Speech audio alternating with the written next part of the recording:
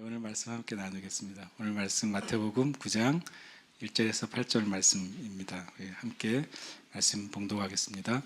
예수께서 배에 오르사 건너가 본 동네에 이르시니 침상에 누운 중풍병자를 사람들이 데리고 오거늘 예수께서 그들의 믿음을 보시고 중풍병자에게 이르시되 작은 자야 안심하라 내 죄 사함을 받았느니라. 어떤 서기관들이 속으로 이르되 이 사람이 신성을 모독하도다.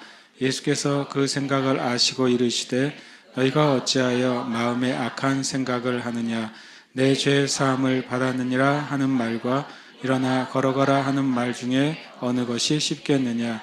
그러나 인자가 세상에서 죄를 사하는 권능이 있는 줄을 너희로 알게 하려 하노라 하시고 중풍병자에게 말씀하시되 일어나 내 침상을 가지고 집으로 가라 하시니 그가 일어나 집으로 돌아가거늘 무리가 보고 두려워하며 이런 권능을 사람에게 주신 하나님께 영광을 돌리니라.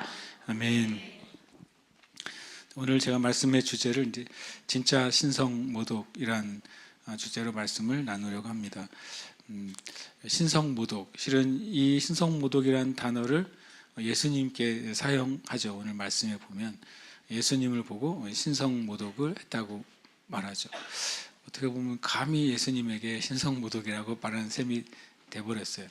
진짜 신이신 예수님에게 신성을 모독했다고 말하는 말이 되죠.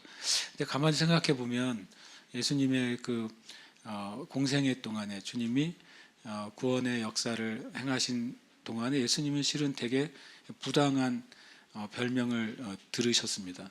부당한 평가를 받으셨어요. 여기서는 예수님 보고 신성을 모독하는 자라고 말했잖아요. 근데 또 예수님 보고 또 뭐라고 말하는지 아십니까? 예수님 보고 귀신 들렸다고 말했습니다. 그렇죠? 예수님이 사람들을 치료하시고 귀신을 쫓으시니까 저가 귀신의 왕 바알세불에 들렸다. 참 신기하죠. 예수님을 가지고 귀신 들린 자라고 말하는 거예요. 그리고 또 예수님 보고 자신의 그 가족을 돌보지 않는 자라고 하는 말을 했어요. 그 동생들과 그 동생의 가족이 다 우리와 함께 있지 않냐. 그는 혼자서 어머니와 동생들을 두고 다니는 자가 된 것이죠. 그리고 또 예수님에 대해서 사마리아인이다라고 사람들이 말했어요. 사마리아인이라는 말이 무슨 뜻일까요? 당시에 이제 사마리아에 사는 유대인들은 일종의 이제 혼혈된 순혈 유대인이 아니라 저 사람들은 이제 혼혈이고 또 심하게 말하면 잡종 유대인이야. 하나님을 믿는다고 하지만 저들은 하나님을 믿는데 주술을 행하고 점을 치고 이거 비정상적인 신앙이냐. 이렇게 스스로를 정통 유대인이라고 생각하는 이들이 사마리아에 사는 유대인들을 향해서 그렇게 비하하고 그들을 폄훼했던 것이죠. 예수님에 대해서 나사렛 사람 예수라고 말하면서도 저 사람은 사마리아인이라고 말하는 것은 예수님 대해서 엄청나게 무례하고 폄훼하는 말을 한 거예요. 참 놀랍지 않습니까? 예수 그리스도이신데 그분이 들었던 소문과 루머는 이런 거예요. 신성모독자, 귀신 들린 자, 사마리아인.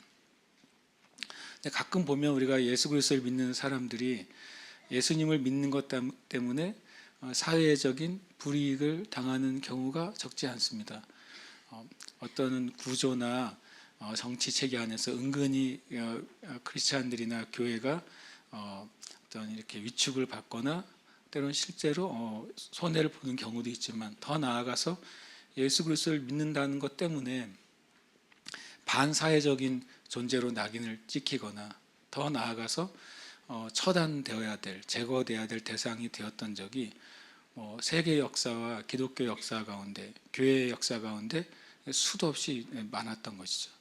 우리나라에서도 일제강점기 때에 신사에 참배하지 않는다는 그 이유 때문에 엄청나게 많은 목회자들과 성도들이 실은 이루 말할 수 없는 고초와 수모를 겪었다는 사실을 우리가 아는 것이죠. 실제로 로마 사회에서도 예수 그리스도를 믿는 사람들의 제목은 뭐였냐면 반역죄였어요. 실은 예수 믿는 사람들이 그렇게 선하고 서로 사랑하고 순종하는 삶을 살았음에도 불구하고 그 로마 제국하에서는 로마에 반역하는 자들이에요. 왜 그랬을까요? 예수 믿는 사람들이 우리는 한 분 하나님을 섬긴다, 한 분 주님을 섬긴다라고 고백했기 때문이에요. 로마 제국 안에서는 오직 한 주가 있을 뿐이죠. 황제만 주였어요. 근데 예수 믿는 사람들은 황제 말고 예수라는 주가 있다고 고백하니까, 그래서 예수 믿는 이들은 로마라는 제국에 반대하는 이들이라고 낙인 찍혔고, 그것이 실은 놀랍게도 순교의 이유가 됐어요. 신앙을 가졌다고 죽인 게 아니라 황제를 반대했다고 죽였던 경우가 엄청 많고, 예수 믿는 사람들이 주님의 몸과 피를 기념한다고 뭘 합니까? 성찬식을 하잖아요. 성찬식을 할 때 진실로 예수 믿는 사람들, 세례받은 이들이 모여서 했단 말이에요. 그랬더니 저들이 사람을 먹는다고 소문이 나기 시작했습니다. 예수의 피와 살을 먹어야 되니까 순결한 어린 아이들을 잡아다가 그 아이들을 살해해서 먹는다고 소문이 퍼졌어요. 그거 되게 재밌죠. 근데 놀랍게도 지금 이 시대에도 저 여러분이 예수 믿는 것 때문에 합당하지 않는 대우나 존중을 받을 수도 있는 시대입니다. 그리고 많은 순교자들이 지금도 있는 시대이고, 근데 우리가 혹시 예수 믿는 것 때문에 내가 억울한 일을 당하고, 예수 믿는 것 때문에 실은 내가 존중받지 못하고, 예수 믿는다는 이유 때문에 내가 이유 없이 다른 사람부터 합당하지 않은 대우를 받을 때 우리는 주님을 생각해야 돼요.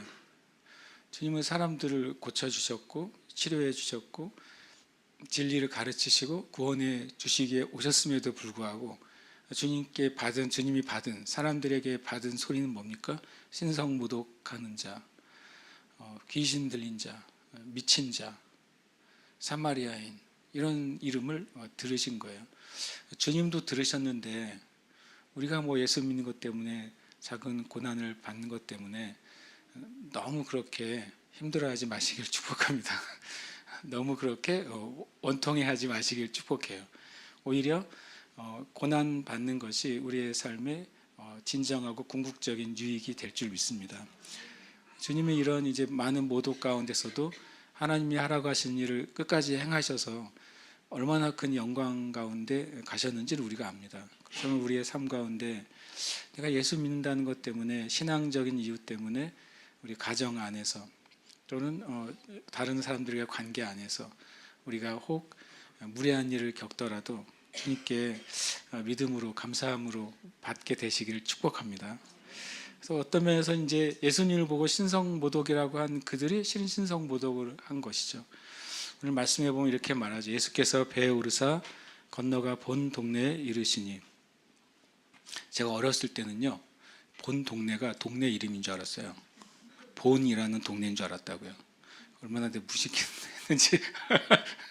혹시 나처럼 생각하시는 분이 있다면 오늘 오해를 푸시고 본 동네는 예수님의 홈타운을 얘기하는 거예요. 예수님께서 홈타운은 어디냐면 이제 가버나움이 되는 거죠. 가버나움이 이 예수님의 활동의 실은 본거지였어요. 그럼 가버나움에 어떤 집이 있었느냐? 예수님 집이 있었던 것이 아니라 예수님의 수제자인 베드로의 집이 있었습니다. 그래서 베드로의 장모를 고쳐주신 그 집도 이제 베드로의 집이라고 볼 수도 있죠. 성지순례를 가면 요즘 이제 새롭게 이제 발굴된 베드로의 집이라고 하는 것을 볼 수도 있어요. 얼마 전에 이제 나왔더라고요. 베드로의 집으로 여겨지는 집터를 발견했다는 거예요. 진짜 베드로께서 하셨는지는 알 수는 없지만 한 가지 분명한 것은 그 1세기에 그 가버나움 쪽에 그런 촌락이 있었다는 사실은 고고학적으로 증명이 되는 셈입니다. 학자들에 의하면 베드로가 일단 선주였다는 사실을 알 수 있잖아요. 베드로와 베드로의 동생들이 다 뭐가 있었어요? 고깃배가 있었잖아요. 배가 있었고, 그래서 일단에 이제 어떤 이제 선주의 역할을 했었다고 보여져요. 그렇기 때문에 이제 예수님이 그 집을 근거로 이제 그 지역에 사역을 하셨다는 사실로 여겨집니다. 주님이 건너가 본 동네에 이르셨어요. 그 본 동네를 건너가 있었던 곳이 지난주에 있었던 우리 가다라 지방이죠. 전 전에 이제 말씀을 읽을 때 마태복음 9장 1절이 너무 안타까웠어요. 이런 일이 없었으면 얼마나 좋겠어요. 그 전에 가다라 지방에서 귀신 들린 사람을 주님이 치료하셨을 때 가다라의 사람들이 주님을 영접했다면 그러면 그 지역에 엄청난 구원의 역사가 있었을 텐데 그들이 자신들의 돼지떼가 귀신 들려가지고 죽은 걸 보고 자신들의 재산상의 손해와 예수님을 맞바꿨죠. 예수님을 떠나가시라고 요구했잖아요. 그래서 주님이 9장 1절에 예수께서 배에 오르사 참 어떨 때 보면 주님이 굉장히 힘이 없어 보이세요. 가라고 하니까 가시는 거예요. 그런데 아십니까? 저 여러분이 주님을 거절하면 주님이 떠나십니다. 주님이 우리보다 높으신 분이심에도 떠나십니다. 주님이 우리보다 강하신 분이심에도 떠나십니다. 주님이 우리를 사랑하시는 분이심에도 떠나세요. 어떨 때요? 우리가 주님을 거부할 때요. 주님이 굉장히 나약해 보이시는 모습 중 하나가 계시록 2장 3장 20절 말씀이죠. 내가 문 밖에 서서 두드리노니 누구든지 내 음성을 듣고 문을 열면 내가 그에게로 들어가. 주님이 그 계시록 앞에도 주님은 모든 권세를 가지신 분으로 표현되는데 놀랍게도 교회를 향해서 말씀하실 때 내가 너희들의 문 밖에서 두드린다는 거예요. 능력을 가지신 분이 마귀의 모든 권세를 다 깨뜨리신 그분이 우리의 마음에 오시기 위해서는 마치 좀 너무 나약한 모습처럼 그냥 두드리고 계시는 것이죠. 그래서 우리가 주님께 우리의 마음의 문을 열어드릴 때에만 그 전능하신 그분이 능력의 그분이 우리에게 오세요. 그래서 우리가 주님 왜 나에게 임하시지 않습니까? 주님 왜 내 삶에 역사하지 않습니까? 라고 하는 기도는 합당하지가 않습니다. 실은 우리가 해야 될 기도가 있다면 주님을 영접하는 기도예요. 예수 믿을 때만 영접하지 마시고 날마다 주님 내 가운데 오시기를 제가 환영합니다. 주님의 뜻을 내가 받기를 원합니다. 우리는 주님 앞에 계속 마음을 열어드려야 돼요.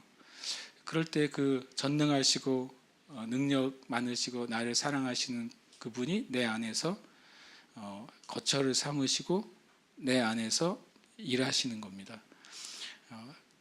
사도 바울이 이렇게 말했잖아요. 너희는 하나님의 집이고 너희는 하나님의 밭이다. 그러니까 우리 자신이 하나님의 거하시는 집이 되고 하나님이 일하시는 밭이 되려면 그분을 우리가 초청해야 돼요. 모든 삶의 순간에 주님이 임하시도록 열어드려야 돼요. 그러니까 9장 1절은 제가 제 개념으로 엄청 슬픈 장면이에요. 아마 영화로 만들면 이때 주님이 배우로서 건너편 동네에 가실 때 아주 안 좋은 음악이 흘러나와야 돼요. 슬픈 음악이. 진짜 슬픈 사건이거든요. 하나님의 영광이 떠나가는 거예요. 가다라 지방에서 떠나서 본 동네로 가시죠. 저 여러분의 삶 가운데 이런 일이 없기를 축복합니다. 여기에 건너지 않고 그곳에 계속 계시도록 주님이 우리 삶에 우리의 영에 우리의 모든 환경 가운데 거하시도록 우리가 초청해야 됩니다. 주님이 건너가셨어요. 건너가서 이제 이 장면이 하는 것처럼 마가복음 2장이나 누가복음 5장에는 주님이 말씀을 전하시는 장면으로 나옵니다. 사람들이 구름대같이 몰려들었어요. 왜냐하면 주님이 병자를 고치시고 귀신을 쫓으시는 것에 대한 소문이 퍼졌기 때문에 사람들이 너무 많이 구름대처럼 몰려들어서 이제 사람이 들어갈 자리도 없게 된 상황에서 이제 침상에 누운 중풍병자를 4명의 일종의 지인들이겠죠. 그들이 데리고 옵니다. 데리고 왔는데 들어갈 수 있는 통로가 없으니까 그들이 어떤 결정을 하죠? 이 지붕 위로 올라가서 당시에 지붕이 이제 흙이나 풀 같은 걸로 엮여진 그런 것으로 만들어진 지붕이니까 그것을 뜯어낸 것이죠. 뜯어내고 예수님 발 앞에 그 중풍병자를 달아내립니다. 장면을 좀 생각해 보면은 주님이 갑자기 하늘에서 뻥 하고 구멍이 뚫린 게 아닐 거 아니에요. 위에서 구멍을 뜯는 작업이 있었을 거 아니에요. 그럼 어수선하고 사람들이 웅성웅성 했을 때 주님이 계속 지켜보셨다고 저는 생각해요. 주님 앞으로 천장에서 작업한 소리가 들리죠. 뭔가를 이렇게 뜯어낼 때 뭐 삽질을 했든지 아니면 뭘 했든지, 그럼 그 과정을 주님이 계속 묵묵히 보시는 거죠. 사람들이 아마 처음에는 굉장히 동요했을 거예요. 주님이 그것을 그 4명의 사람이 중풍병자를 끌어 밑으로 내리기까지 기다리신 것을 보고 아마 주변 사람들도 잠잠해졌을 거라고 저는 생각해요. 왜냐하면 주님이 그때 말씀을 전하시던 때였든지 아니면 병자들을 고치시던 때였든지 상관없이 그들이 일어날 때 주님이 그들을 지켜보셨어요. 그리고 그들이 땀을 흘리면서 아마 이 중풍병자가 누워있는 침상을 예수님 앞으로 달아내렸겠죠. 그 모든 과정에 대해서 마태복음 9장 2절은 딱 3단어로 말하죠. 그들의 믿음을 보셨다. 예수님이 그들의 믿음을 보셨어요. 마음에 있는 걸 보신 게 아니라 그들의 행위를 보신 거예요. 그들이 수고하며 자기가 사랑하는 그 누군가를 위해서 지붕을 뜯고서라도 주님께 맡겨드리려고 하는 그 믿음의 행위를 보셨어요. 그리고 그들의 마음에 있는 믿음도 당연히 보셨죠. 왜냐하면 우리의 행위는 우리의 마음으로부터 나옵니다. 예수님이 이 중풍병자를 고치실 수 있는 능력이 있다는 사실을 그들은 믿은 것이죠. 그들의 행동이 무례하고 또 갑작스러운 일임에도 불구하고 예수님께서 이 중풍병자를 사랑하셔서 고쳐주실 거라고 믿었어요. 실은 우리에게 이 믿음이 있는가? 내가 예수님에 대한 믿음이 있다면 내 믿음의 행위가 나타나야 돼요. 난 주님을 믿으니까 주님이 나에게 오셔서 해결해 주셔야지 라고 한다면 이 중풍병자는 거기에 계속 그 동네에 있어야 되는 것이죠. 누워있은 채. 그러나 그들의 믿음은 예수님에 대한 믿음과 예수님의 능력에 대한 믿음을 가지고 행한 거예요. 저와 여러분이 우리가 하나님의 말씀 안에서 확신하게 된 예수 그리스도 하나님에 대한 믿음을 가지고 행하시길 축복합니다. 행동해야 돼요. 주님께 나오는 일을 시작해야 되고 주님 우리에게 감동으로 주신 일을 실제로 하기 시작해야 돼요. 그럴 때 주님의 일들이 우리에게 나타날 것입니다. 주님이 이제 중풍병자에게 말씀하세요. 작은 자야 안심하라 내 죄 사함을 받았느니라. 이 중풍병자를 데리고 온 사람들의 마음은 치료가 되기를 원했죠. 그리고 그들은 예수님이 치료해 주실 것에 대한 믿음이 있었어요.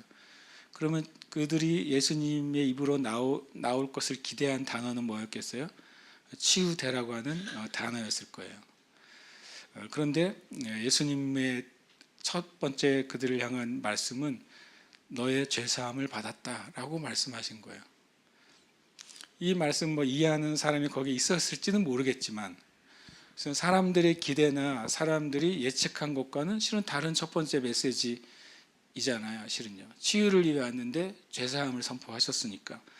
주님이 우리에게 가르쳐 주신 것이 한 2가지는 됩니다. 첫 번째로는 궁극적으로 이 땅에 존재하는 모든 악과 모든 질병과 모든 저주의 궁극적인 원인은 뭐예요? 죄라는 사실입니다. 궁극적인 원인이에요. 직접적인 원인은 조금 다를 수는 있어요. 그러나 우리가 한 가지 인정해야 돼요. 이 세상의 모든 존재하는 악의 원인은 하나님이 아니에요. 어느 나라마다 하나님을 저주하는 말이 있어요. 영어 시편에도 God 뭐가 있잖아요. 무슨 일이 일어날 때마다. 우리나라도 있어요. 하나님 맙소사가 있어요. 모든 문제에 대해서 하나님을 원망해요. 그렇잖아요. 심지어는 하나님을 믿지 않은 사람도 어떤 큰 재난이 일어나면 하나님이 계시다면 저런 일이 있어? 그렇게 말을 해요. 우리가 하나님을 저주하고 있어요. 다시 말하지만 이 세상에 존재하는 모든 문제, 모든 악, 모든 질병, 그 근원은 근본적으로 뭐라고요? 죄입니다. 죄가 들어오기 전에는 그런 것들이 존재하지 않았어요. 하나님이 창조하신 창조 세계 안에는, 그리고 마담을 지으신 그 안에는 아담과 하와가 범죄하기 전까지는 모든 종류의 문제는 존재하지 않았습니다. 맞습니까? 인간이 범죄하기 전까지는 모든 종류의 질병은 존재하지 않았어요. 맞습니까? 맞습니다. 예. 인간이 범죄하기 전까지는 기근이나 환경적인 재앙은 존재하지 않았어요. 맞습니까? 이것을 우리가 확실히 짚고 넘어가야 돼요. 그래서 우리가 하나님 맙소사 이 말은 하나님께 원인을 돌리는 거예요. 아닙니다. 저 여러분의 주변이나 우리 안에 있는 모든 문제들, 모든 어둠의 일들, 악한 일들, 환경적이거나 또는 인위적이거나 일어나는 재앙들, 전쟁들, 이 모든 저주들은 하나님이 원인이 아니에요. 그래서 여러분이 실수로라도 그 모든 문제에 대해서 하나님께 원인을 돌리지 마시길 축복해요. 우리가 입술로 그걸 멈춰야 돼요.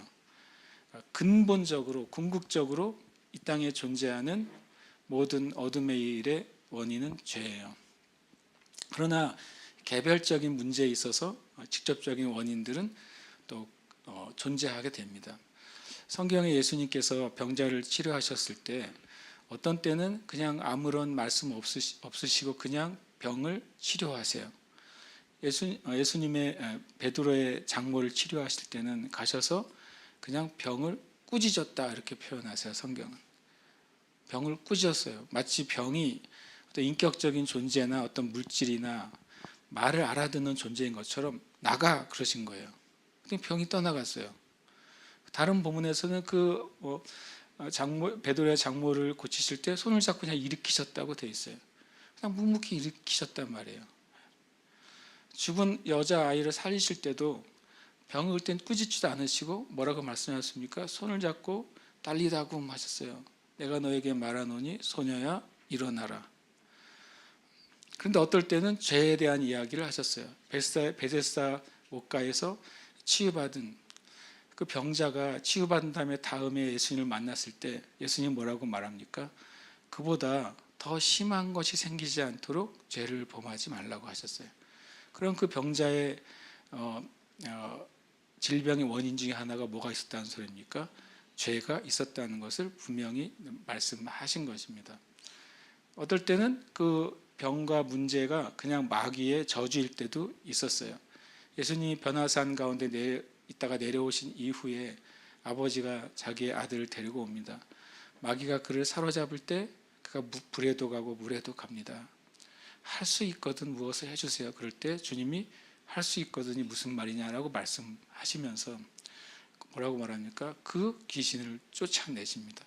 그러니까 이 질병에 있어서 우리는 성경 안에서 최소한 두세 종류의 원인이 있다는 사실을 알 수 있습니다. 한 가지 원인은 없어요. 하나님의 영광을 위한 질병은 없습니다. 많은 질병이나 장애에 대해서 얘기할 때 하나님의 영광을 위한 질병이나 하나님의 영광을 위한 장애가 있다고 말해요. 정확하게 말하면 장애를 치유하시는 것이 하나님의 영광이지 장애가 들리게 하는 것은 하나님의 영광이 아니에요. 질병을 치유하시는 것이 하나님의 영광이지 질병을 들리게 하시는 것이 하나님의 영광이 아니에요. 만약에 하나님의 영광을 드러내기 위해서 장애를 주셨다. 하나님의 영광을 드러내기 위해서 질병을 주셨다. 그게 정말 영광스럽습니까? 어떤 의사가 자기의 의술을 증명하기 위해서 어떤 사람에게 인위적으로 바이러스를 넣었다고 생각해 보세요. 그리고 그 바이러스를 치료하는 백신을 개발해 치료했다고 생각해 보세요. 영광스러운 일입니까? 영광스럽지 않잖아요. 오히려 불의하잖아요. 근데 우리가 하나님 앞에 왜 그렇게 말하는지 모르겠어요. 그렇지 않습니다.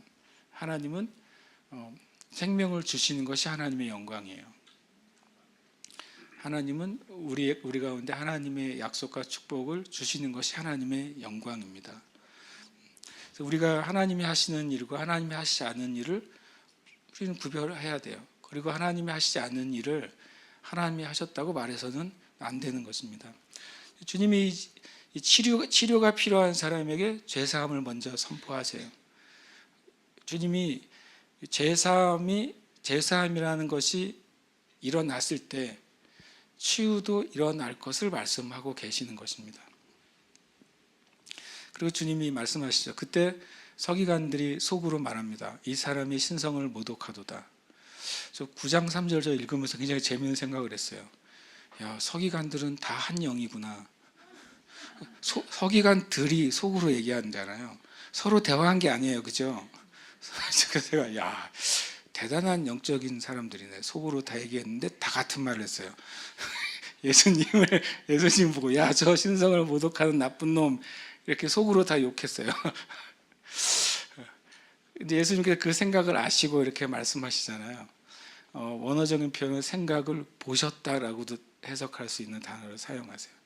주님이 우리를 보시고 아시는 것이죠.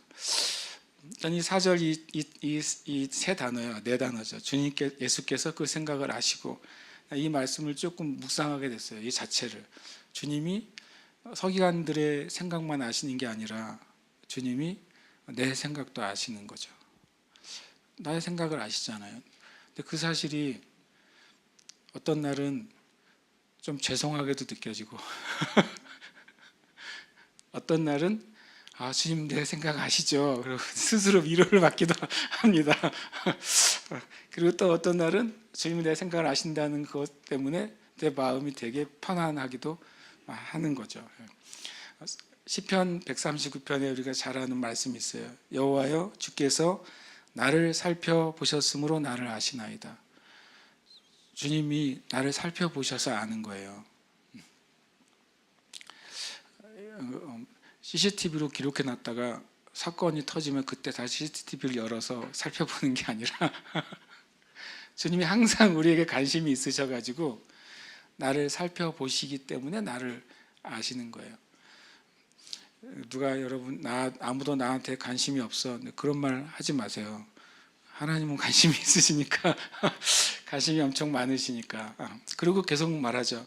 주께서 내가 앉고 일어섬을 아시고 멀리서도 나의 생각을 밝히 아시오며 라고 말합니다. 우리 앉고 일어섬, 내가 실은 어디에 있는지, 또 어디에 있어야 하는지, 어디에 있지 않아야 되는지 주님이 알고 계시는 것이죠. 그리고 나의 모든 생각을 아십니다.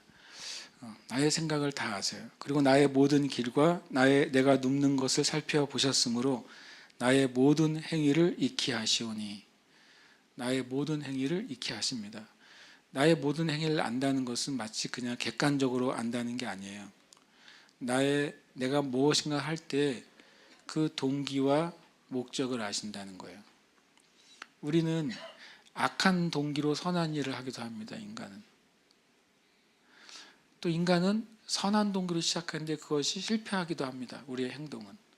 주님은 뭐라고요? 나의 모든 행위를 알아요. 나의 행위의 계획과 의도를 아시는 거예요. 그 다음에 여호와여, 내 혀의 말을 알지 못하시는 것이 하나도 없다 그랬어요. 다 아신다. 자주 그 말씀 드렸는데 하나님은 모든 것을 다 아신다 이렇게 표현하지 않아요. 성경은. 그러면은 뭔가 빈자리가 생길 수도 있으니까 성경은 말합니다. 하지 못하실 일이 없다 이렇게 표현합니다. 다 아신다고 말하지만 더 꽉 찬 표현은 알지 못하시는 것이 하나도 없어요. 그러니까 하나도 예외사항이 없는 표현이 되어버리는 것이죠. 하나님은 못하실 일이 없다라고 말했기 때문에 모든 것을 진짜로 하신다고 말씀하고 있는 겁니다. 여러분, 이 말씀이 여러분에게 어떻게 느껴지세요? 주님이 여러분을 감시하는 것 같으세요? 여기 한 가지 우리가 알아야 될 게 있어요. 주님이 보시고 아시는데 주님에게도 목적이 있을 거 아니에요. 하나님께도 이유가 있을 거 아니에요. 주님의 의도와 목적은 사랑이세요.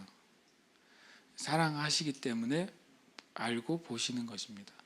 그러면 우리가 이 말씀을 읽을 때 저는 이런 생각을 가져요. 주님이 다 아시니까 뭔가 저는 이제 안심이 돼요. 아시니까.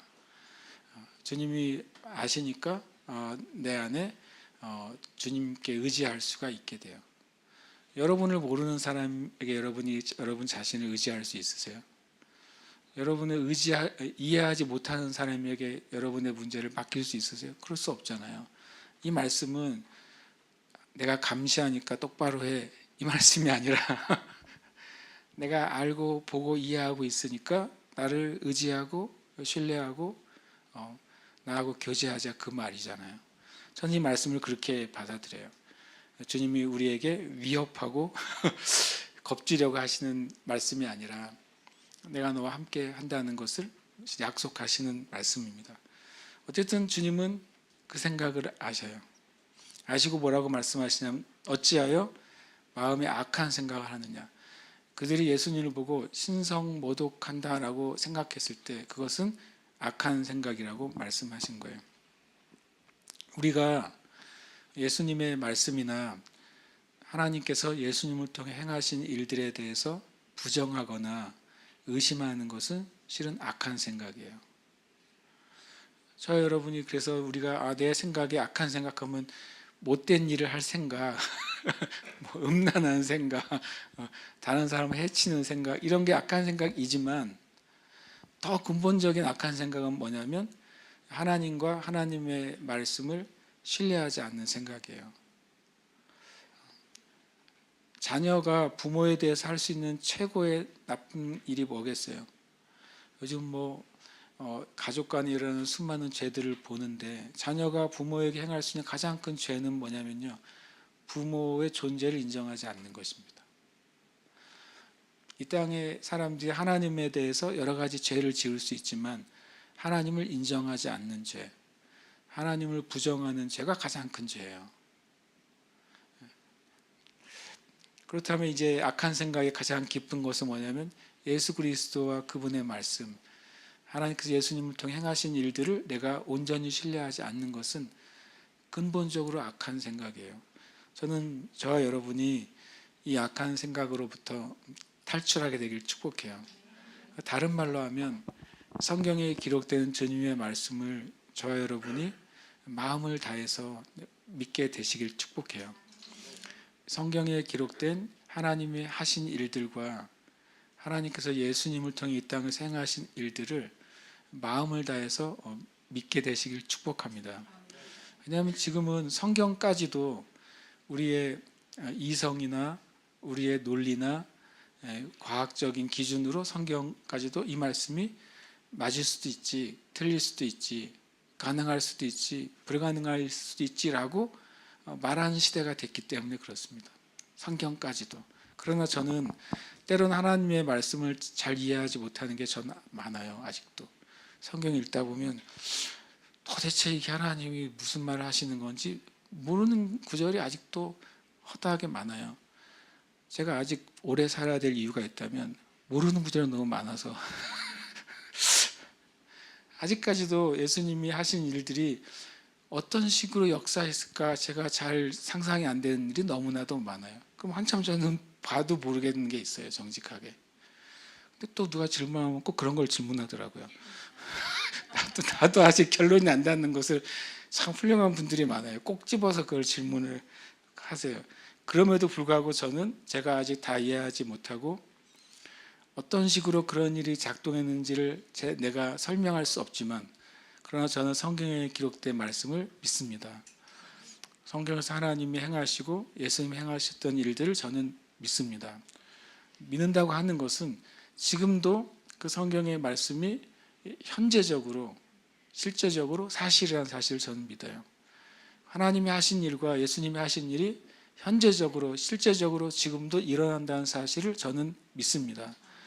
내가 아직 이해하지 못할지라도 이것은 진리인 것을 제가 믿는 것입니다. 우리에게 최소한 이 태도가 필요하다고 생각해요.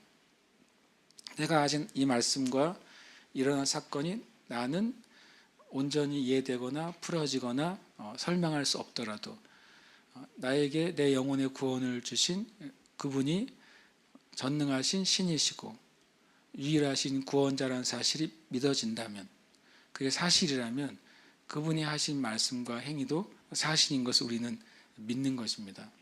우리가 입으로 부지불식간에라도 하나님의 말씀이나 하나님 행하신 일을 부정하는 말과 행동을 하지 마시길 축복해요. 그러면서 주님이 질문을 하세요. 너의 죄가 사함을 받았다라고 하는 말과 일어나서 걸어가라 라고 하는 말 중에 어떤 것이 쉽겠느냐. 이걸로 아마 교인들에게 퀴즈를 내면 어떻게 될까요? 고민을 좀 할 수도 있겠죠. 그런데 또 이것을 설교하는 메신저들도 실제로 어떤 것이 더 어렵다라고 설교하는 메신저도 제가 들은 적이 있어요. 그러나 저는 주님이 말씀하신 의도는 제가 이해하기로는 이렇습니다. 만약에 사람이라면 이 말을 하고 있는 존재가 사람이라면 내 죄사함을 받았느니라 하는 말도 불가능할 뿐만 아니라 이루어지지 않을 것입니다. 만약에 사람이라면 하나님의 능력을 입지 않은 일반적인 사람이라면 일어나라 걸어가라 하는 말도 이루어지지 않게 될 거예요.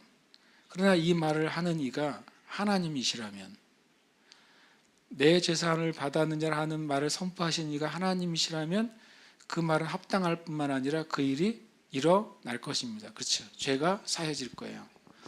만약에 이 말을 하시는 이가 하나님이시라면 이 병자 보고 일어나 걸어라고 하는 말이 합당할 뿐만 아니라 그 일이 이루어질 거예요. 그렇죠? 그 기준이에요. 이 두 어떤 것이 yes, no가 아니라 누가 말하느냐에 따라서 이것은 가능할 뿐만 아니라 쉬워질 수도 있고 영원히 불가능한 말이 될 수도 있어요. 예수님 이 말을 일 중에 먼저 한마디를 해버리셨어요.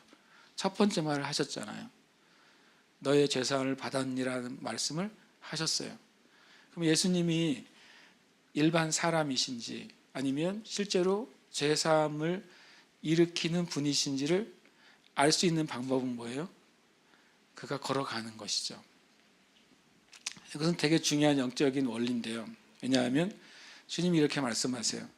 그러나 인자가 세상에서 죄를 사하는 권능이 있는 줄을 너희로 알게 하려 하노라.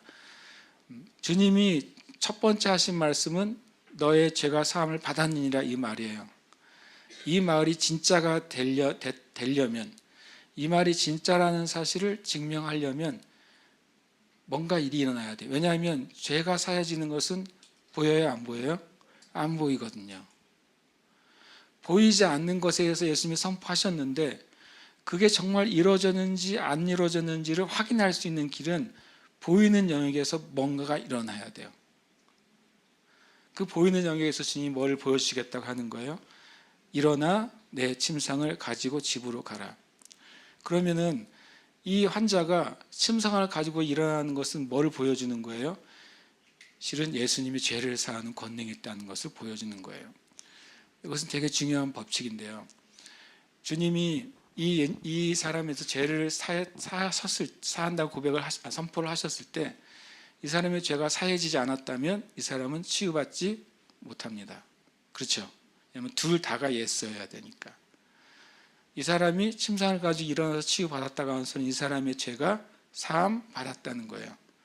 그러면 순서를 우리가 알아야 돼요. 보이는 영역에서의 사건이 먼저입니까? 보이는 곳에서의 사건이 먼저입니까? 보이지 않는 곳의 사건이 먼저예요. 그래서 하나님 나라의 모든 법칙은 이렇습니다. 하나님 나라 안에 살아가는 사람들 안에 보이는 영역에서 무슨 일이 일어나려면 반드시 보이지 않는 영역에서 무슨 일이 일어나야만 합니다.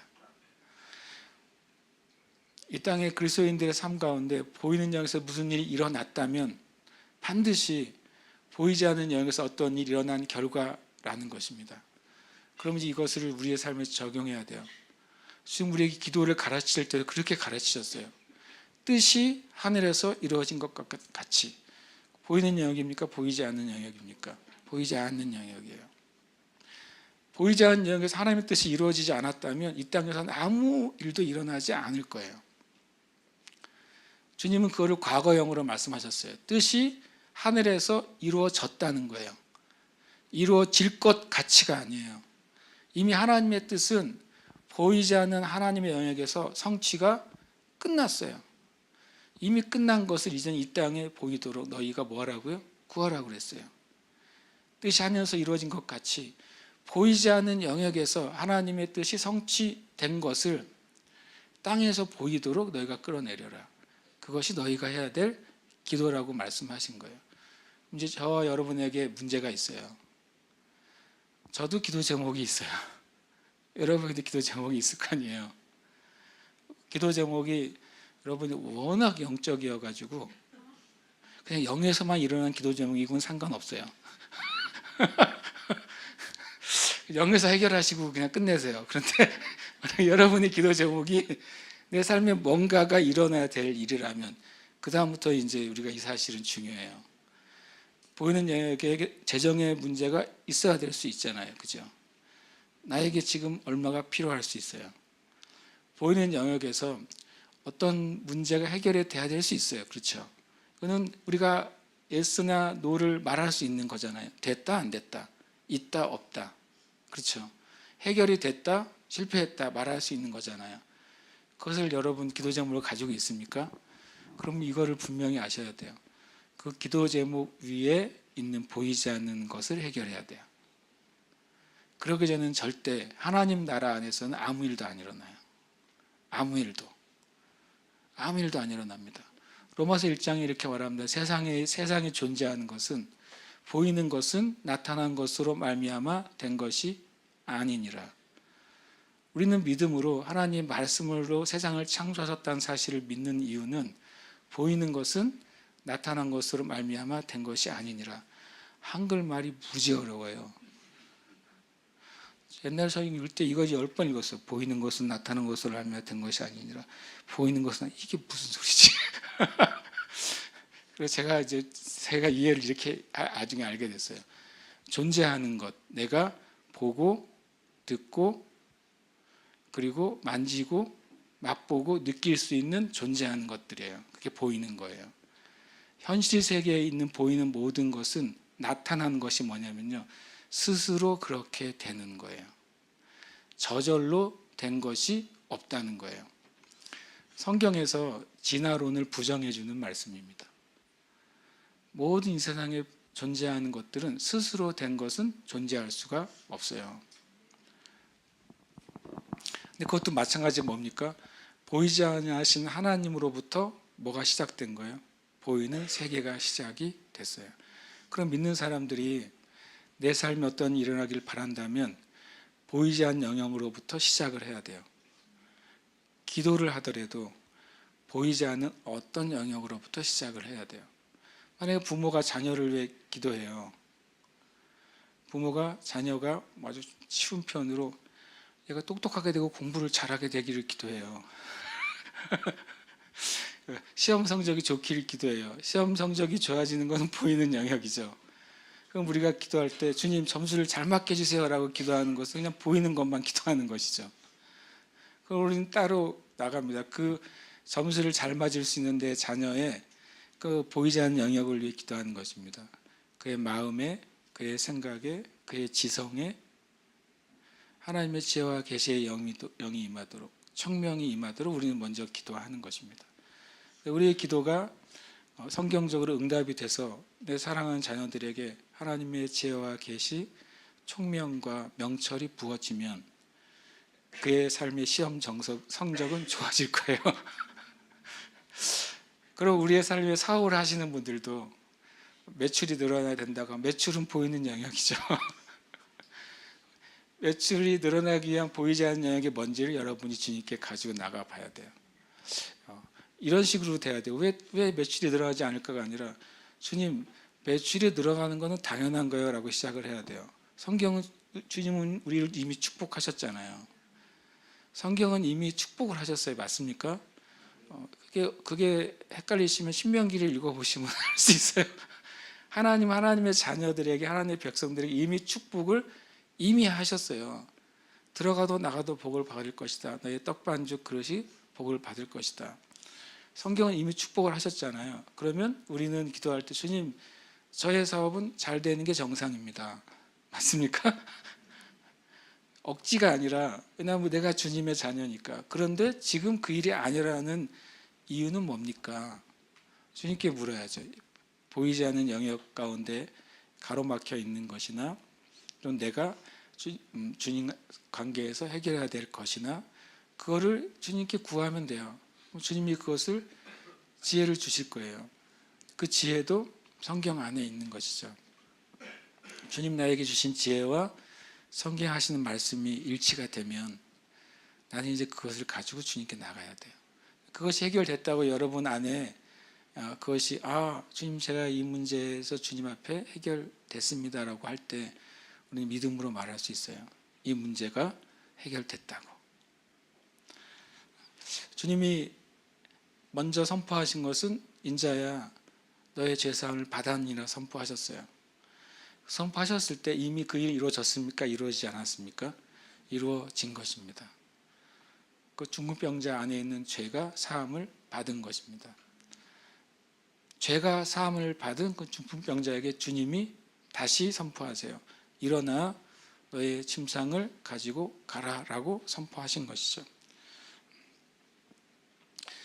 주님이 한 번 하신 말씀을 우리는 믿어야 돼요. 주님은 똑같은 말을 반복하실 필요가 없어요. 이미 말씀에 기록해 놓으셨기 때문에 우리가 그것을 우리가 반복해야죠. 주님이 하신 것을 우리가 믿음으로 고백해야 되는 것입니다. 그때 그가 일어나 집으로 돌아갑니다. 엄청난 일이죠. 그가 일어나서 자기의 침구를 걷고 그리고 그걸 메고서 집으로 돌아갑니다. 그것을 보고 있던 사람들이 두려워했어요. 처음에는요. 이 사실 자체가 두려운 것이죠. 그러나 곧이어서 그들이 깨닫게 됩니다. 이것이 하나님의 권능이 나타난 것이라는 사실을 고백하게 됩니다. 이들이 예수님에 대한 온전한 믿음을 가지고 있지 못했어요. 그럼에도 불구하고 하나님께 영광을 돌렸죠. 예수님의 하신 일을 부정했던 이들은 오히려 예수님의 신성을 모독하게 된 것입니다. 근데 성경 안에서 그런데 진정한 신성 모독이 무엇인지를 말씀하는 것이 있어요. 하나님을 모르는 이들이 하나님을 모독하지 않습니다. 그 말은 뭐냐면 저의 자녀가 아닌 다른 사람이 나를 모독할 수는 없어요. 나한테 욕을 할 수는 있겠지만 진정한 내 영광이 모독되는 건 만약에 저의 자녀가 저에 대해서 잘못 행하면 제가 모독이 되겠죠. 그러니까 쉽게 말하면 이런 것입니다. 저 어떤 집안의 자녀가 나쁜 일을 행하면 사람들이 누구 보고 안 됐다고 그래요? 그 부모를 보고 안 됐다고 그러잖아요. 그게 모독이 되는 거예요. 성경에 이렇게 표현하는 말씀이 있습니다. 로마서 2장 24절에 기록된 바와 같이 하나님의 이름이 너희 때문에 이방인 중에서 모독을 받는도다. 로마서에 있는 말씀은 당연히 뭐였냐면 율법을 가지고 있는 유대인들이 하나님의 율법대로 살지 않는 것을 통해서 오히려 하나님의 이름이 모독된다고 말한 표현입니다. 성경은 여러 번 이런 표현이 있습니다. 주님 에스겔서에서 내가 흩어진 나의 백성을 고토로 돌아오게 하겠다.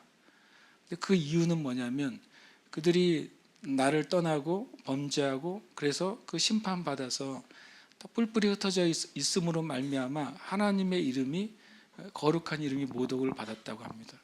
하나님의 거룩한 이름이 더럽혀졌다고 말해요. 내가 내 이름을 거룩하게 여기기 때문에 내가 내 이름을 영광스럽게 하기 위해서 나의 백성들을 다시 고토로 돌아오게 했다고 말씀하신 거예요. 그러면 하나님의 기준으로 봤을 때 하나님의 이름이 영광스럽게 되는 것은 세상 사람들이 착하게 산다고 하나님의 이름이 영광스럽게 되는 게 아니에요. 그렇잖아요. 하나님의 이름이 영광스럽게 되는 것은 뭐냐면 하나님의 이름으로 불림받는 사람들, 신자들이죠. 성도들이 하나님의 말씀에 순종할 때 하나님의 영광을 받으시는 겁니다. 이 땅에 하나님의 이름으로 불림을 받는 교회들이 하나님의 말씀대로 살아갈 때 하나님이 영광을 받으시는 거예요.